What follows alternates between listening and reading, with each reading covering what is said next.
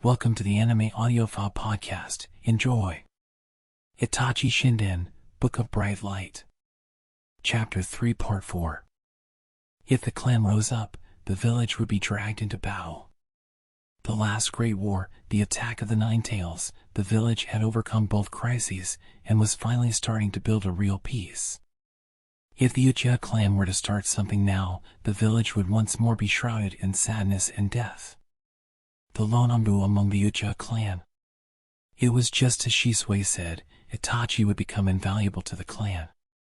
You becoming Anbu's actually a dream for me, too. A dream? That the Uchihas and the village would become brethren in the true sense. And for that, I think we need a ninja in the clan who has a deep connection with the central figures of the village. Someone who can tell it like it is, talk about the clan's suffering and hopes. If you join the Anbu, you'll be able to do that. And since you want peace for the clan more than anyone, I know you'll actually do it for us. Itachi lifted his chin up and down slightly. Shisui brightened abruptly. I'll be a Jonah of the village, you'll be Anbu, neither of us will be in the military police. We'll be able to look at the clan objectively. My father and the others are closed up in their own shell. They can't see the world outside anymore. Itachi, Shisui said his friend's name like he was spitting out the suffering in his own heart. The people in our clan are locked away in their own little world. They don't even try to take a look outside. They say it's the village's fault that our fate doesn't change, and their grudge just grows. They just blame everything on the village, the Hokage, the Senju clan. They never look at their weak spots. But he opened his eyes and looked at Itachi. You're different. Itachi held his breath. You've always opened up your own road with your own power. You graduated from the academy in a year, you made it through the Chunin exams all by yourself, and now you're poised to join the Anbu. You've never blamed your fate on your clan, and given up. Was that really how it was? Itachi didn't know. He felt like he had simply been racing intently down the path he should be on. And that feeling wasn't going to change. I mean, you could even be the Hokage, Shisui grinned. I believe that you'll be the one to break through the hostilities between the village and the clan as the first Uchiha Hokage. Itachi's heart beat faster. The dream of being Hokage. He had never told anyone. It was a dream he hadn't even spoken of to his one and only friend, Shisui. He hadn't told anyone because he was afraid it would vanish in a cloud of smoke if he said it out loud. That dream became words in Shisui's mouth and reached his own ears. Surprise and joy surged through him. I'll always be your best friend. Shisui. I can hardly wait to see how big you get from now on.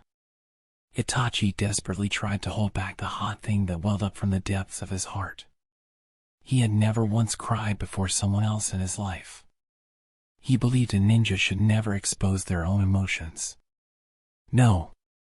He had cried in front of someone, just once. When he was 4. That time when his father brought him to the battlefield, once the fighting was finished.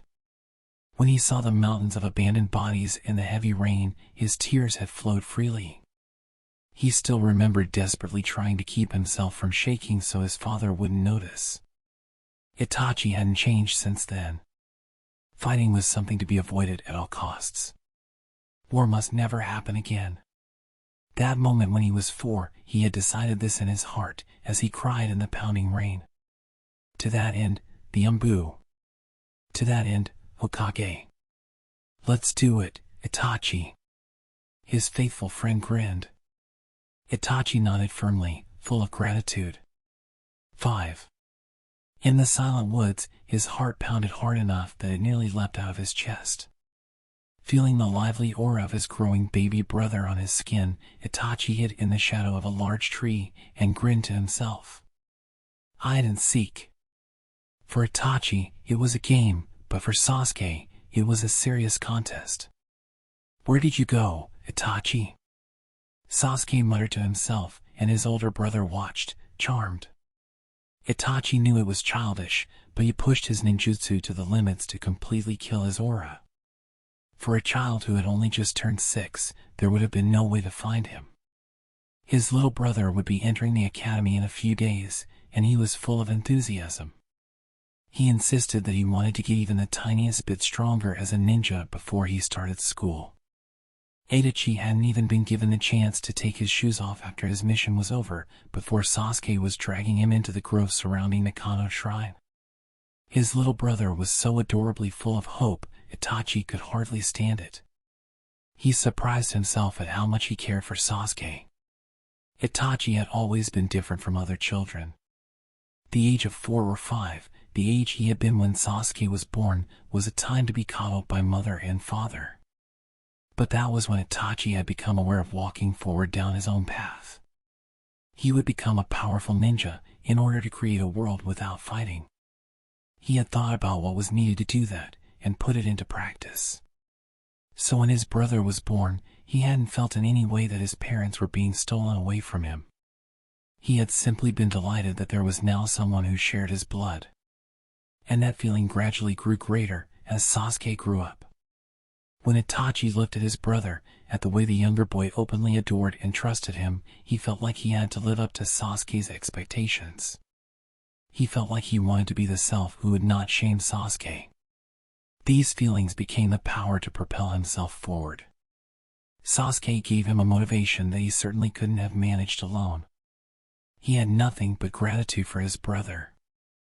Itachi! Sasuke called out, irritation in his voice.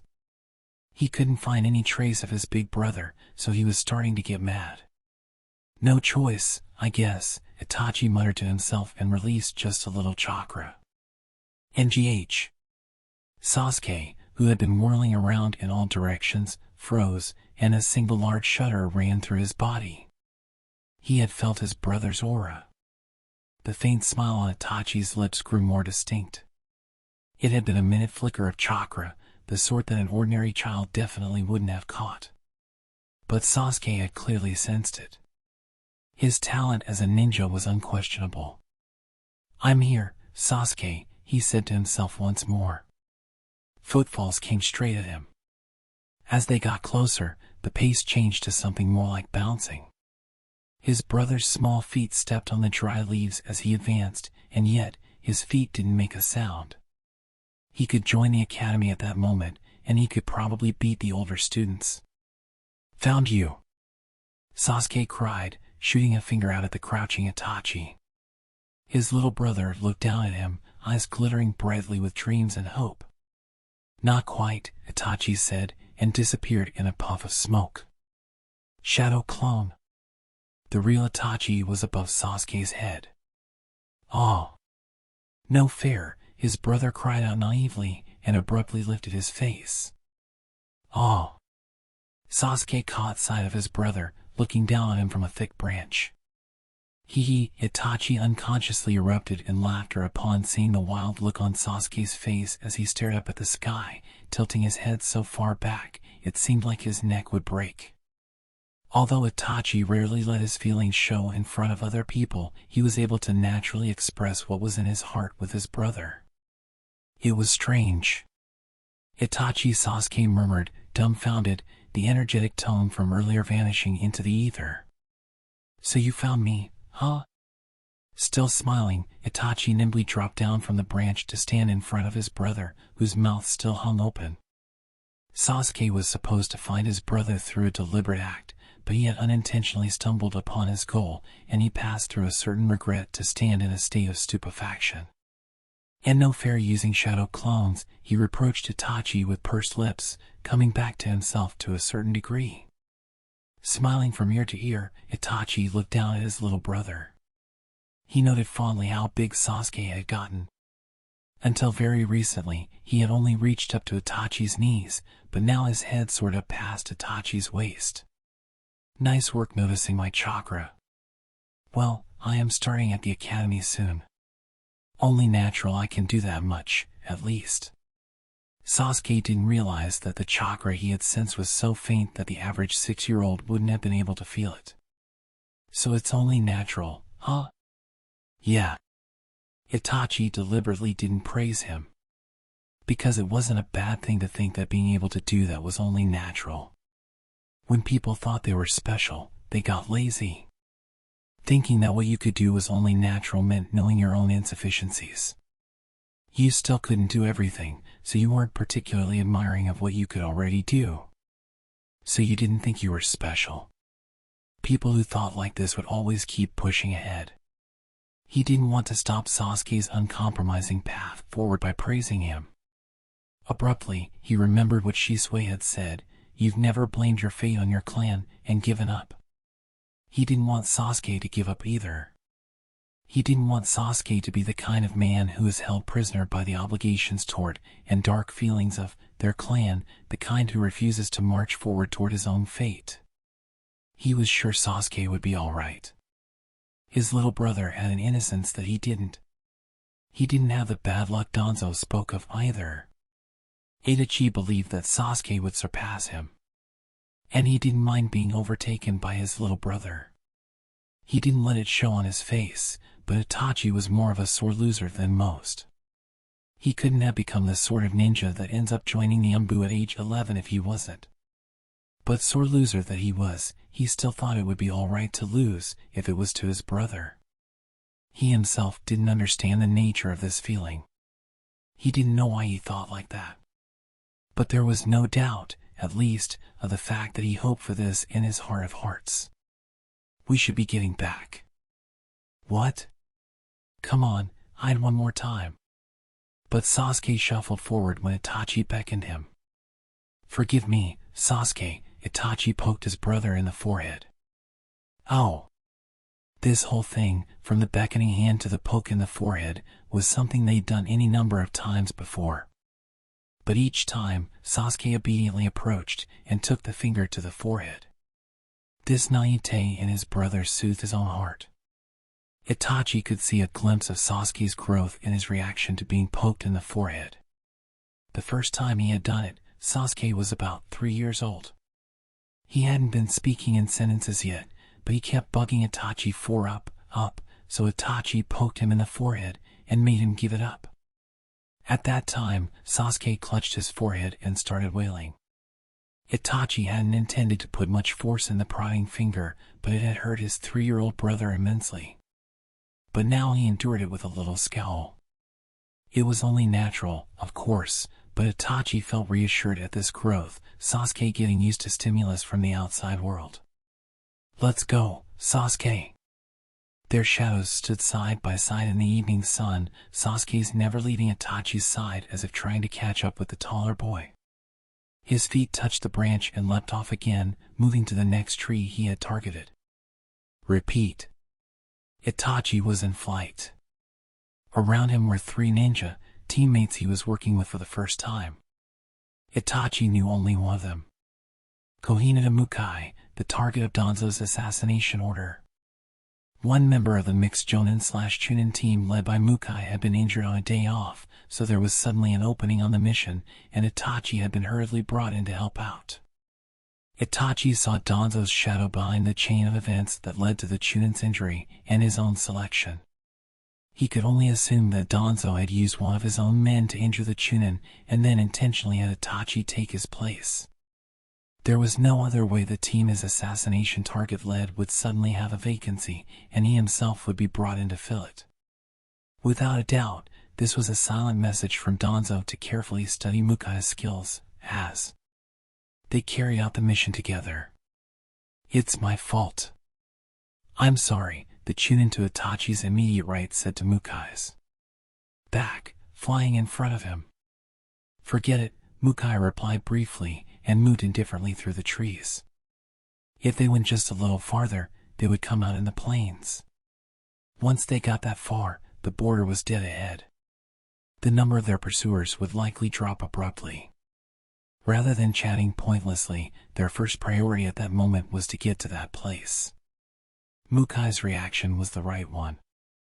It was supposed to be a simple infiltration mission. The Great War was over, and the villages were maintaining friendly relations. But from time to time, that exchange was excessive, to the point of impropriety. Konoha had gotten a hold of the information that Suna and Kiri were secretly trying to form a military alliance. In the event that Suna and Kiri went to war with the other villages, whatever the reason, they would be allies. In this time of peace, they would agree on the same hypothetical enemy and cooperate to bring about the fall of the target village. A secret agreement with the condition of war. The current peace was more or less maintained through the ninja villages, with each of the 5 great nations keeping each other in check. If 2 countries covertly joined hands and started to move toward a single fixed enemy, the peace would immediately crumble, and the days of war would return. To avoid this, Konoha absolutely had to prevent the secret treaty from being signed. Having learned that a Kiri representative would visit Sunagakure, Konoha ordered Mukai and his team to do reconnaissance on the meeting. They were to carefully investigate the details of the agreement and report back. That was the whole mission. As long as the enemy didn't notice them, it was in no way difficult. Or at least, it shouldn't have been. Itachi and the others snuck into the residence of the 4th Kazekage and watched over the meeting from the shadows. It ended with Suna and Kiri basically comparing their positions and making small moves toward each other, and Itachi's team moved to leave Sunagakure. But there, an unforeseen situation occurred. One of the Chunin on their team was caught in a trap designed for intruders. Without a look back, the 4 started running. And now, they were somehow trying to escape their pursuers. The border's up ahead, Mukai noted. Now that they know Konoha knows about the secret agreement, the 2 countries can't move forward with things carelessly.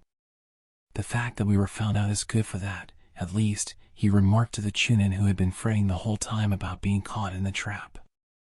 The world opened up ahead of Itachi.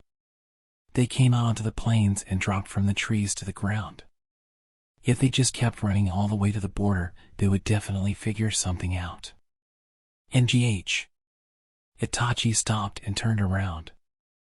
Mukai was staring at the woods they had just slipped out of. He put a hand in his pocket, pulled out a cigarette, and lit the end of it. "What are you doing?" Itachi said.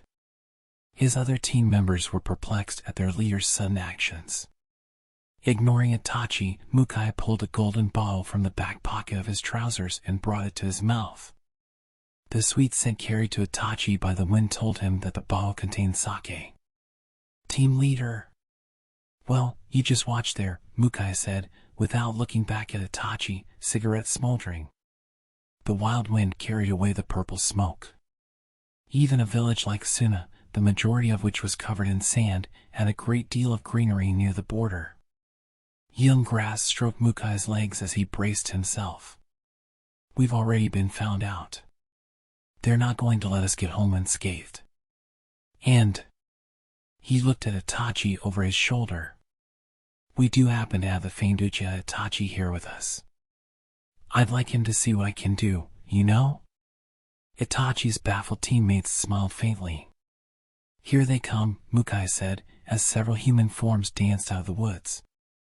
There were more than 20 of them. End of part 4. Thank you for listening. Remember to like and subscribe for lots more.